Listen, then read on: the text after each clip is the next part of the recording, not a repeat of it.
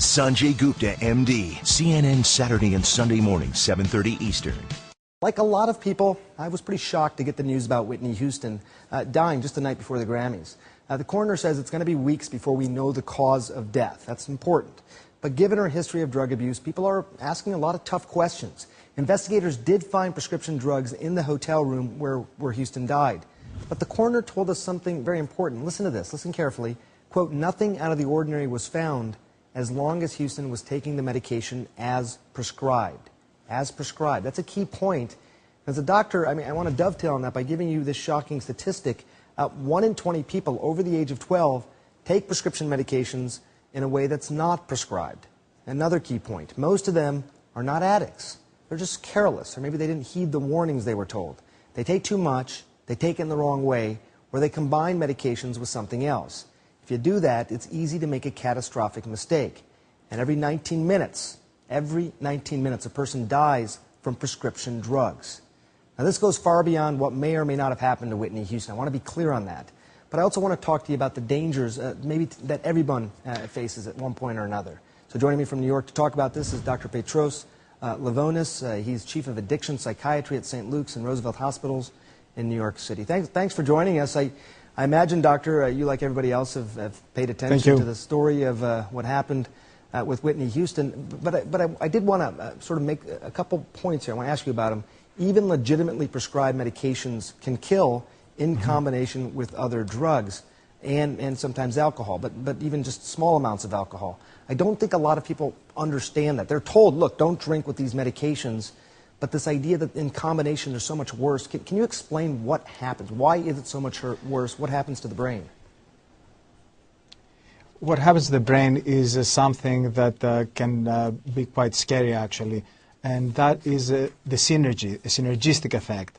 And synergy simply means that the total effect can be much, much bigger than the sum of the parts. So if you just drink alcohol, you have some kind of effect. Or if you just take, let's say, Valium or Xanax or one of those medications, you have another effect. If you take some painkillers, some opioid painkillers, you have another effect. But if you combine these three, then it's not just, the effect is not simply additive. It's not just 1 + 1 + 1 = 3. It's more like 1 + 1 + 1 = 5 or 6. And that is what gets a lot of people in trouble. Can you put this in a little bit of context? Because even as I've been talking about this, people have come up to me and said, look, I hear what you're saying about synergy, but I take sleeping pills. I might have something to drink at night before I go to bed. And to be clear, that's a problem. We're not talking to say that you need a large consumption of these medications to cause a potential catastrophe. Is that right? Right. So we do have the synergistic problem, which is a very serious one, and then we superimpose on that one the tolerance problem, that a lot of these medications can result in physiological dependence, meaning that after a while they do not really have the same punch, the same kind of effect that they used to have. So you start adding a little bit and you go up on the dose a little bit, sometimes totally within the recommendations of your physician, but you go up and up and up, and then you may reach a breaking point where the side effects, meaning in this case the respiratory depression or any other kind of physiological trouble that they can give you, gets out of control and you may end up dying. And one of the areas of the brain that I think is affected is the hypothalamus. That's part of the brain that's responsible for a lot of things we don't think about, regulating our heart rate, our heartbeat, but also our drive to breathe. And when you say depressing that, I think that's what you're referring to.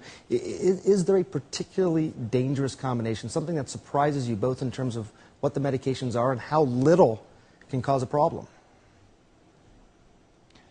Some of the opioids, some of the painkillers have been notoriously implicated in overdose deaths. Sometimes we think that pain pills cannot possibly be as dangerous as heroin, and yet they're very, very similar drugs and can very easily kill you. So that's what we see. We see some people taking OxyContin or Vicodin and say, hey, the dentist gave me this. How can it possibly be all that dangerous?